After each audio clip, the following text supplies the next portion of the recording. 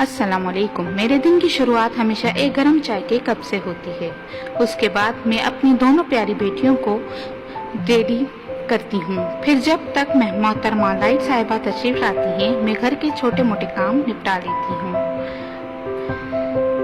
और फिर शुरू होता है मेरा फेवरेट हिस्सा, मेरा बुटीक, मेरा काम और मिलाएं। आज मेरी एक कस्टमर मेरे पास ये बिल्कुल सिंपल सा सूट लेकर आई। सूट अच्छा था, लेकिन उसमें वो स्टाइलिश वो लुक नहीं था जो उसे खास बना सके। तो बस फिर मैंने सोचा क्यों ना इसको सीधा थोड़ा सी क्रिएटिविटी और फिनिशिंग के साथ एक नया लुक दिया जाए। बस फिर मैंने इसमें मैचिंग लेस और कुछ खूबसूरत सी डिटेलिंग ऐड की और थोड़ी सी मेहनत और थोड़ा सा वक्त और ढेर सारा प्यार, और देखिए इसका फाइनल लुक।